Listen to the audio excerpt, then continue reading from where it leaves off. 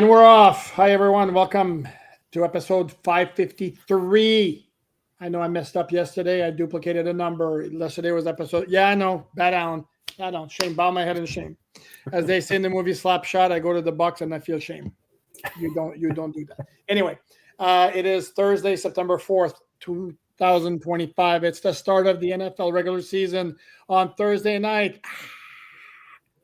I love this night, except I wish I was more juiced, geeked about the matchup on Thursday night because Dallas at Philadelphia. Sorry, it doesn't do it for me. Did it do it for you, Dante? Well, I'm from Philadelphia. Oh, see, there you go. Currently in Philadelphia. It is like a holiday here. It is, you walk around, you get a Go Birds on the sidewalk, you return with the Go Birds, everyone's in their gear. They hate Dallas as well. So it's pretty great. There's a great vibe in the area. So I'm into it. But again, I grew up on this rivalry. So I'm kind of, I'm a little bit more invested than the usual casual. That makes sense. By the way, he is Dante Collinelli, deputy editor of Miami Dolphins on SI. This is the All Dolphins podcast. If you're here, you probably already know that. In case you stumbled upon this channel by mistake, stay here, please. Not only that, while you're here, subscribe. Please like, comment. I enjoy reading the comments, and I reply to many of them. And for the record, again, reach 20,000 subscribers. I will wear a Dolphins hat and a Dolphins jersey the following episode. And yes, my man Mike, who basically asked me what would it take for me to get a Dolphins tattoo. First of all, I don't have a tattoo anywhere on my body. I'm not a tattoo person. But I said if we reach 3 million subscribers, I'll go ahead and get a Dolphins tattoo. There we go. There you go. How's that for a challenge? So I like aiming high. Yeah, that's aiming high. Yeah, that's like Dolphins aiming for the Super Bowl. Absolutely aim for the Super Bowl. That's right. Today we are now 3 days away from the start of the Dolphins regular season at Lucas Oil Stadium in Indianapolis. So we're going to talk injuries. Today was coordinator day. Every Thursday, the Dolphins bring out special teams coordinator Craig Aukerman, defensive coordinator Anthony Weaver, offensive coordinator Frank Smith, along with two assistant coaches to talk to the media before practice.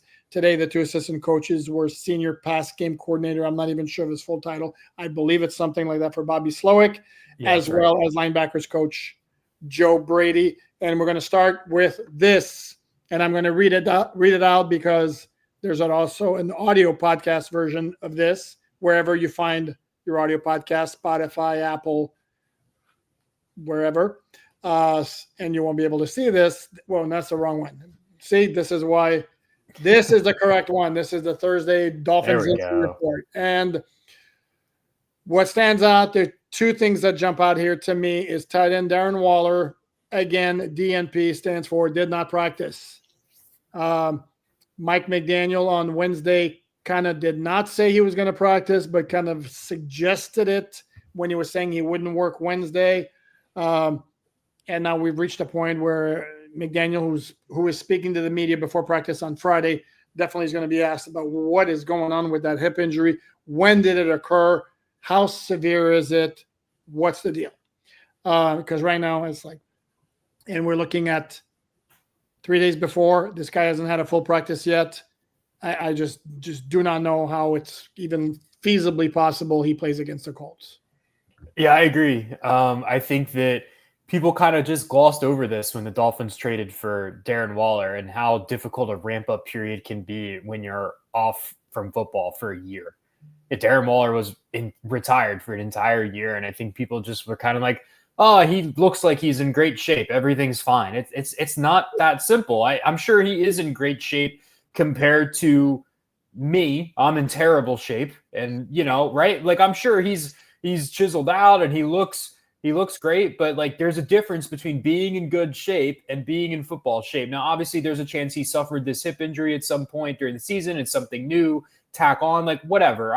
But the point being is that like he hasn't practiced at all, so it's the ramp up. Maybe the hip's on top of that. Maybe the hip is just the designation that they have. I don't know, but like to me, I'm not surprised. Like this is not remotely surprising to me.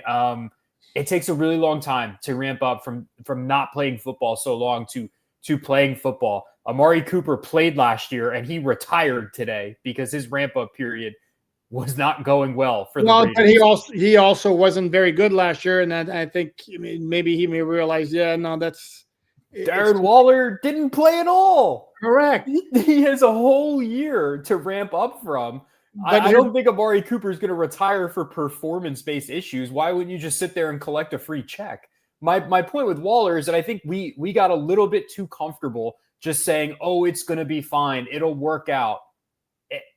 There were a lot of red flags from the beginning. We'll see. I'm not going to write it off. It's week 1. There's 16 more games to play. If he doesn't play in week 1, it's not that big of a deal. But I'm not surprised. This is an oft-injured player who was off for a year. Yes, but it's also been 2 months. This is the part to me where I'm sorry. And again, this is the part where we asked Mike McDaniel repeatedly. I mean, I kept asking him every week, is this the week Darren Waller started? and there was never a time when he said, no, we got to take it slow. He's dealing with something. But he never said there was an injury. Then we asked Chris Greer, the day after the cuts to 53, is Darren Waller dealing with some kind of injury? No, it's just about the ramp up and making sure that there's no setback. And it's like, okay, then when, again, the question is going to be asked, when did he get hurt? Did he get hurt at practice during the ramp up at a time when the Dolphins were not obligated to divulge injury information? That's possible, but it, again, would have been nice. Now we got a weird thing. The offshoot of the Darren Waller, because again, there's nothing new. We've been going at for 3 weeks now with the whole situation. The Dolphins right now have 2 other tight ends on the roster, Tanner Conner and Julian Hill. They have 2 healthy running backs right now. Devon Achane, as healthy as he is, as he can be. He's probably going to play against the Colts, but he is listed on the injury report, which I'm going to put back momentarily, with a calf injury. And then the other one is Ollie Gordon too. And then the Dolphins also have no kicker on the active roster, and they're going to elevate Riley Patterson on Saturday. Well, teams are allowed 2 practice squad elevations. And I don't know you can go into a game with 2 halfbacks that there's another practice squad elevation. And if Darren Waller's not playing, which, again, I have a hard time seeing how he could, 2 tight ends is also an atrociously low number. That's 3 moves the Dolphins need to make with 2 elevations allowed, which is why, as I wrote on my MeDolphinsOnSide.com, get ready for a roster move. And there's one to me that seems obvious, but I'm going to encourage you to check out the website for free, MiamiDolphinsOnSide.com. That's called a teaser. Good sell. Well, thank you. I like that. And check out Dante's fine work. Dante has a story about Bobby Slowick's interesting comments about how to counteract what defenses have done to the Dolphin offense. Okay, let's go back to the injury report. The other thing that I want guys to focus on, and for those listening to the audio podcast, offensive lineman James Daniels, not on the injury report on Wednesday, and now he's on the injury report, listed as limited with an ankle injury. One of 2 guys added to the injury report, the other one being safety Elijah Campbell with a knee injury. And from experience, generally speaking, it can be a previous issue that flared up and required treatment and kept a player from doing certain drills, or it's an injury that happened during practice. And if it's an injury that happened during practice, obviously we don't know the severity of it, which is why when I go out to practice on Friday, when we're out there for stretching, I am going to be zoning in not only a tight end to see if Mr. Waller shows up, but also on the offensive line to see if number 78's out there, that of course being James Daniels. And if he's out, not good, and more than likely Keon Smith would take his place in the starting lineup. Yeah, obviously it'd be a huge loss, right? I mean, I think you could argue James Daniels is the biggest addition that they made this offseason, depending on how you value him versus Minkah Fitzpatrick, right? So right. So I think there's an argument though, right? Because offensive line is such an important position specifically for this team, right? Guard specifically has been like, oh God, what are we doing for a couple years now? So you go out and you pay James Daniels. So it'd be a huge loss if he can't play against the Colts on Sunday. You worry about DeForest Buckner seeing a lot of Keon Smith. Not a matchup I'm particularly interested in seeing, but I'm sure the Colts are. Not great. So you just kind of have to hope that maybe it gets better tomorrow and he has a better designation. We'll see. Yeah, and Friday's the day where there will be the ever popular game status designation of out, probable. No, they don't do probable anymore. Out, questionable, or doubtful. The NFL changed the injury report rules. I don't know exactly when. It's been many years now. Not to my liking. It used to be where you would have that designation every day of the week, Wednesday, Thursday, Friday. And they also a couple of years ago eliminated the probable category of it because they basically decided if you were probable, you were playing anyway, so might as well eliminate that. So now it's out, questionable, or doubtful, or you're off the injury report, in which case you're playing. So hopefully that's what happens to a lot of the Dolphin players who are on that list. We'll be keeping an eye on it. I do want to say this about James Daniels because the offensive line was a hot topic during training camp, and all of those guys were mentioned pretty much, whether it was Patrick Paul, and my God, is he mowing players down all over the place. Jonas Avaina, he's a rookie and is looking really, really good as a rookie. Whether it was Aaron Brewer showing physicality, getting involved in the fight in a joint practice in Chicago and all that, or whether it was Austin Jackson, when is he coming back from his injury? I don't think we heard peep about James Daniels, and I would tell you that it may be a good thing because that guy is a pro. He is rock solid. And of the players up front, I think he'd be the guy I'd be the least concerned about in terms of, you know what you're going to get. That guy's a good, solid pro. But you need him healthy. And this is, again, here we go again with the injuries. And no, this is not an excuse. This is not excuse central. There are other podcasters who are a lot more focused on injuries as excuses. Not me. So let's go back to the old injury report because, again, this is news. We try to provide the news here along with some spirited conversation. There was good news on the injury report, and it involved Austin Jackson, who went from limited to a full participant. The rest of everything else is the same as it was on Wednesday, with no Ethan Bonner, no Jalen Wright at practice, although I did see Jalen Wright working with a trainer, but he's not playing. Ashton Davis, Achan, D. Eskridge, Tyreek Hill limited. I kind of would expect all of those guys to I definitely would expect Hill and Achan to play. Eskridge was wearing the red jersey, which is a no-contact jersey. Didn't check. It might indicate he's still in the protocols, which makes him a major question mark for the game. And then Ashton Davis, during the portion open to the media, was working on the side with a trainer, which would make him perhaps a bit iffy for the game. Speaking of iffy, segues are for kids. Good transition. Thank you. And I'm going to jump to the coordinator comments. And one of the things that stood out was Anthony Weaver's comments dealing with the secondary, where he's basically saying, who's going to start? Don't beats me, especially at safety. He was asked specifically about safety, nickel, and he was asked about Rasul Douglas, the amount of snaps, and basically said at safety, doesn't matter who starts. Based on, again, my observations with Ashton Davis, hasn't had a lot of practice time throughout training camp because of that calf injury. I would expect Iffy, the reference, Melifonwu to start next to Minkah Fitzpatrick. As far as nickel cornerback is concerned, it was interesting. The first name that Anthony Weaver mentioned was Minkah Fitzpatrick. And then he threw in, and then we have a lot of options, threw in Jason Marshall Jr.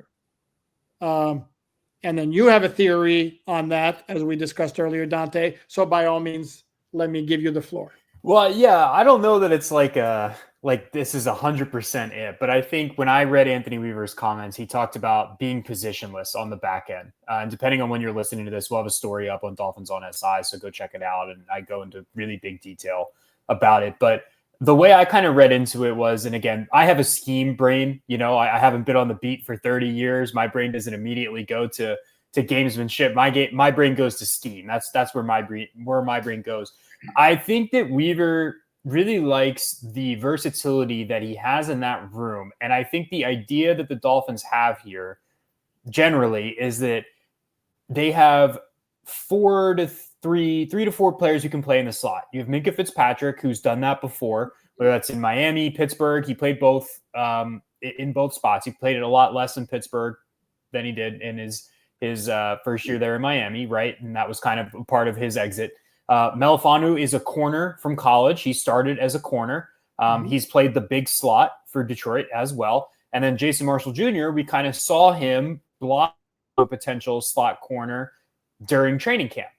And so what I kind of view this as is the Dolphins can kind of mix and match players in the slot depending on what type of matchups they're getting. So in the article, I give the example of if you have Josh Downs in the slot, Josh Downs is 5'10", runs a 4.3, vertical threat.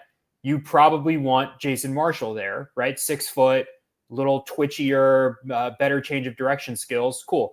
If you need your slot defender to guard Tyler Warren, who's 6'5", 255, big physical tight end in the middle of the field, I would rather deploy Ifeatu Melifonwu there, right? 6'3", 210-ish, I think Melifonwu is, if I'm not mistaken. He's a big dude, and he's got that corner background. And then Minkah Fitzpatrick is a player who can do anything, right? He can play in the slot. He can play deep safety. He can play linebacker. He can give you kind of anything. So I think what Weaver wants, I think the ideal outcome here is it's less about who lines up in the slot on the first play of the game and who's considered the starting slot player. It's how do we mix and match these players to best confuse opposing offenses, right? Because in that scenario that I just laid out for you, you can start Ifeatu Melifonwu over Tyler Warren, whether he's in line or in the slot, doesn't matter. And then post-snap, you can rotate Minkah Fitzpatrick down to cover Warren, and you can bump Melifonwu to the deep part of the field, right? And then that's a very rudimentary rotation, but that's the type of stuff that I think the Dolphins are going to have to do this year to make up for the lack of talent, frankly, that they have in the back seven. And so I think that that's a good way to protect your corners because you can confuse the quarterback. That makes the corner's job a lot easier, right? If the quarterback isn't sure what picture they're getting, what coverage they're reading, because all of the Dolphins' safeties and slot players are somewhat interchangeable. There's no tip. There's no pre-snap indication of what's coming. I think that's the ideal outcome here for Weaver. I think that's what he is trying to kind of mention. Now, the flip side of that, that's the ideal outcome. There's a lot of pitfalls in that. There's a lot of other things that you have to consider. There's other players you have to consider. It's not as easy as just picking random matchups. You have to match the offense. You have to change things up. So that's a very oversimplified explanation. But when I read his quotes about who's going to play in the nickel, who's going to play at safety, to me, yes, I do think there's some point of it as they're waiting to see what Ashton Davis's injury looks like. Elijah Campbell's on the injury report now, right? I think they're trying to figure that out a bit. I don't know that. I think it's probably a bit of both, right? It's a little bit of gamesmanship, and I think it's a little bit of the ideal outcome for this secondary is the ability to mismatch those players pre and post snap. And I think that's what Weaver means when he says this is a positionless group. Okay, a couple of quick things here. Dolphin fans are not going to be happy with you when you're saying the back seven is suspect because I think there's a lot of hope and hype about the linebacking core, which looked pretty good for most of training camp. Jordan Brooks looked really, really good in training camp. I will tell you this. I'm a big Jordan Brooks guy. Jordan Brooks is great. I think with the other linebackers, I'm fine with them too. I think when you look from talent, though, right? Tyrell Dodson to me is an IQ over talent player. That's not to say he's bad, right? But you have to scheme him into good positions and then kind of let his IQ take over, right? And so that's the challenge with defense in general across the league is you are dealing with offensives that are robust with the best athletes on the planet. And how do you best manage your players? Well, the Dolphins are going to try to confuse teams. They are, because they're not going to be able to out-talent them in every spot. They're just not. And I think Jordan Brooks, to me, is kind of the centerpiece of that. He can kind of pull things together, him and Minkah Fitzpatrick, and kind of patch holes, right? That's the way I view it. That's not to take a shot at the linebackers, though. I like the Dolphins linebacker room. I think it's going to be a good room this year. Apologize. I'm sorry. But I think it's going to have to be scheme over talent on defense for the Dolphins this year in coverage specifically. Okay. Here's the thing though. I will tell you this because I tend to go with what I've seen, what I know, and how I can decipher coach's comments and generally how things work because I've done this for a long time. hence the white beard and all that. And I can tell you the idea in theory of matching your slot to what the opposing offense is doing is nice in theory. I don't recall a time when I've seen that happen. Usually it's pretty based off of what your own personnel, you have your guys, and that's what it is. The place you don't necessarily a ton of rotation there. The place you see a ton of rotation, obviously at wide receiver, along the defensive line, the running backs have to rotate, but there's certain positions, generally speaking, you have a guy and he plays the snaps. Like to me, for example, you have your two cornerbacks. They're going to play the entire game unless they get hurt. Your two safeties are going to play the entire game unless they get hurt. And then you're going to have a nickel who's going to play whenever Dolphins want 5 DBs. And then when Dolphins go 6 DBs, whenever that happens, then you have another cornerback in there. The interchangeability of DBs like that, I'm not saying it's not going to happen, and maybe that is what Anthony Weaver is going to wind up doing. I'm just saying it's extraordinarily rare. I don't recall. I can't tell you the last time I saw that happening. So we shall see. And then the other player he mentioned in terms of, again, not wanting to say a whole lot, was basically Rasul Douglas. When Weaver was asked about the challenge for Douglas about being able to contribute and then how many snaps can he play like a week and a half after being there, and then Weaver kind of didn't necessarily divulge. I'm of the opinion still Jack Jones is going to wind up starting a cornerback opposite Storm Duck. That's just based on my observations. And by the way, this should be pointed out. This is not the only player with whom he does this, but with Jack Jones, it never fails. Every single solitary time we have asked Anthony Weaver about Jack Jones, the first words before the answer is, "I love the guy." I mean, which is interesting. So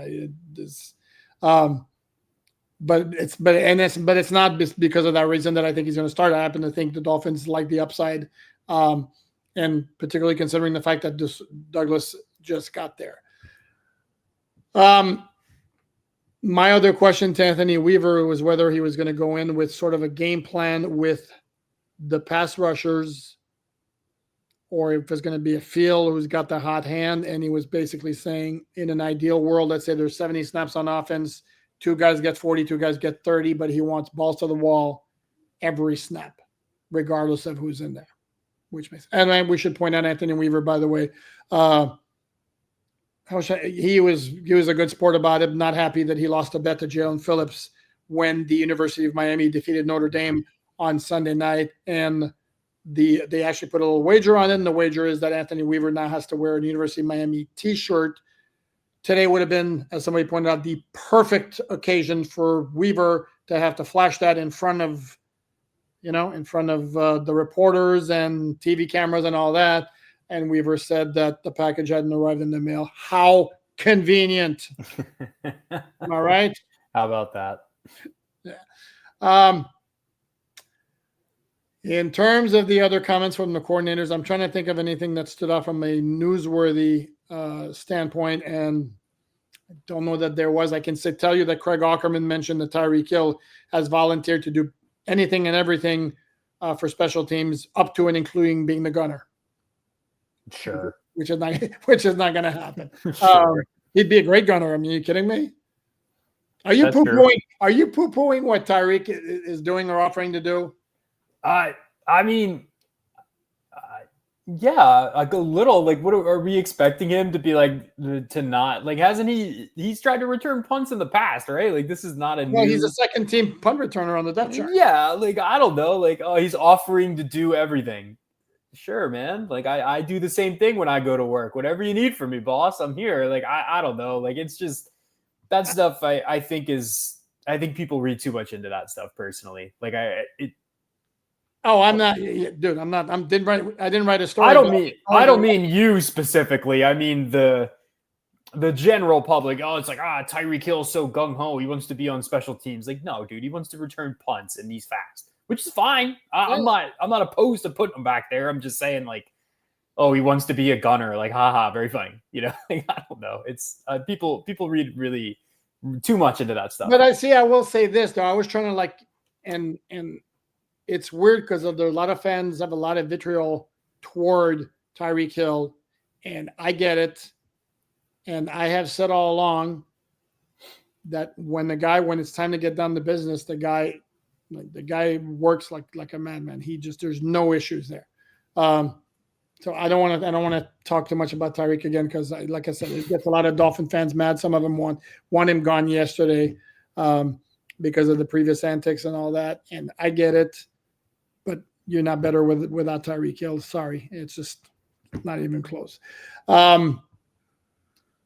I forgot. Oh, I let me go back to Craig Aukerman because he talked about the kicker competition. That was interesting to me.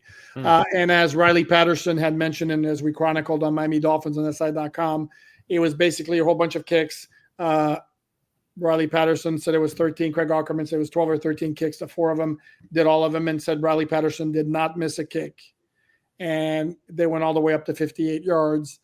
I asked, as was brought up earlier, whether the fact that he played with Jake Bailey, the holder in New England a few years back, whether that played a role in helping him get the job. And Aukerman was like, no, this was about winning the battle, being the best kicker on the field that particular day. And I know Patterson's game numbers, I know last year were not particularly impressive. No, he hasn't been good for a few years. But I mean, the thing with kickers, right, is like they have hot and cold streaks. We've seen, the peaks and valleys, even with I would tell you, I think Jason Sanders is a very good kicker, but we've even seen him have some years where he's been a little shaky, not the best, right? So, maybe Patterson was just kind of working through something the past 2 years and he's figured it out. But yeah, I mean, his career numbers from distance specifically are not good.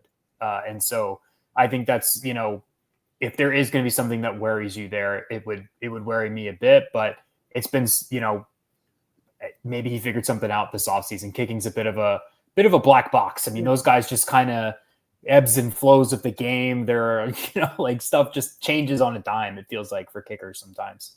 No, without question. And this is why you have one who's good year after year, and there are not many of those. Right. You hang on to him. And Jason Sanders had a little bit of a lull in his career. Remember in 2020, I mean, he was, whoa. He wasn't selected to the Pro Bowl, but he was named All Pro, which is maybe just as significant, if not more. I mean, he was better. Yeah. Then he had a little bit of a dip. Then he came back. And even though in 2022, 2023, the field goal percentage, I don't think was great, if I recall correctly, except when it was time to get the clutch kick. He kicked the Dolphins into the playoffs against the Jets in 22, did the same thing against Dallas in 23, although that was a chippy after the offense put the ball in position. And last year he barely could miss. He had a little what's the word I'm looking for, a little slip up early on. Then he was great. Well, last year he found his distance accuracy again. I thought that was the big change. He figured out how to kick, because he was fine in 22 and 23 as if it was 49 yards and closer. The second you pushed him past 50, it started to get real shaky, but he kind of found his accuracy from distance again last year. And Riley Patterson's kind of going to have to do the same thing, right? His big issue was accuracy. Now his accuracy is a little bit closer to that 45-ish range is where things start to get a little shaky. So we'll see. But yeah, I mean, Jason Sanders, good, really reliable kicker. Hopefully his injury heals sooner than later, I agree, except that you were talking about a hip for a kicker, so who knows. And Riley Patterson right now is, again, he's on the practice squad, which means he can be elevated 3 times. After 3 weeks, the Dolphins are going to have a decision to make, and it's going to depend on how far is Sanders from being able to come back, how well has Patterson done. If Patterson is lights out in the first 3 weeks, maybe the Dolphins decide we need to devote a roster spot for him. If he's been meh, then the Dolphins' chances are go find a kicker, because they're easy to come by.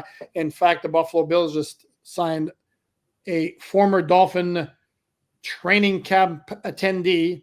I am breaking news to Dante here. Oh, yeah, I didn't know that. Really? Dolphin breaking training camp attendee Matt Prater, all 41 years old of him. He still has a big leg because Tyler Bass is dealing with some sort of an injury. And so Prater's on the practice squad, probably going to be elevated for their opener against the Baltimore Ravens on Sunday night. So, and then it says Prater would have been an option for the Dolphins. He's a good kicker. He wasn't among the 4 the Dolphins brought out. If you recall, it was Eddie Pinero, Zane Gonzalez, Greg Joseph, and Riley Patterson, who wound up winning the competition. So I think that's going to wrap it up. We will be back here on Friday. Final injury report. We get the game status designations. We're going to talk to Mike McDaniel before practice. Hopefully we get some sort of clarity and answers as far as what's going on with Darren Waller. Reminder, please like, subscribe, comment, share all that good stuff. For those who didn't catch it earlier, and I don't say it nearly often enough, the podcast is available in audio format all the time, except for the live shows, wherever you get your audio podcasts. And I think that's about it. And check out the written content at Miami Dolphins on SI.com, all for free. Good stuff from my man here, Dante Collinelli, deputy editor. You see the X handle at Dante Collinelli, and I contribute myself once in a while. So please check us out wherever we are. Thanks for watching and enjoy the rest of your Thursday evening.